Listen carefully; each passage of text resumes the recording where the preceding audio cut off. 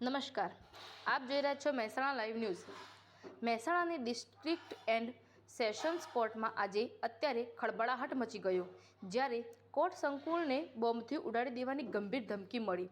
આ ઘટનાને પગલે સમગ્ર પોલીસ બેડામાં દોડધામ મચી ગઈ હતી અને સુરક્ષા એજન્સીઓ તાત્કાલિક હરકતમાં આવી ગઈ હતી। શું છે આ સમગ્ર ઘટના? મહેસાણા કોર્ટના સત્તાધીશોને એક અજ્ઞાત સ્ત્રોત પાસેથી શંકાસ્પદ ઈમેલ મળ્યો હતો। આ ઈમેલમાં કોર્ટ પરિસરને બોમ્બ બ્લાસ્ટ દ્વારા ઉડાડી દેવાની ધમકી આપવામાં આવી હતી।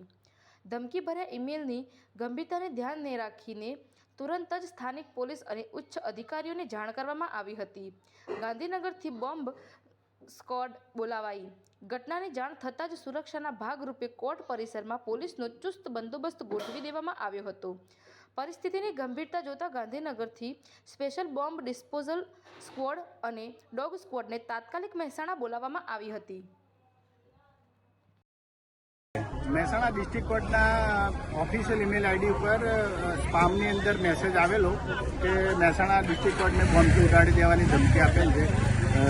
આ જે સ્પામનો મેસેજ જે તે કર્મચારી દ્વારા બપોરે 12:30 જોતા એવી માહિતી મળેલ કે આવો મેસેજ આવેલ છે। તાત્કાલિક ડિસ્ટ્રિક્ટ જજ સાહેબ AL વ્યાસ સાહેબે સંપૂર્ણ કોર્ટમાં પોતે પણ અને તમામ જ્યુડિશિયલ ઓફિસર, તમામ એડવોકેટ, તમામ લિટિગન્ટને તાત્કાલિક અસરથી કોર્ટ ખાલી કરવાનો આદેશ કર્યો છે। મહેસાણા SP સાહેબના સંપર્કમાં રહીને બોમ્બ સ્ક્વોડ અને જે તે અધિકારીઓને બોલાવીને તાત્કાલિક કોર્ટનું નિરીક્ષણ કરવાનો આદેશ કરેલ છે અને હાલ તમામ લોકો નીચે કોર્ટની બહાર આવી ગયેલા છે।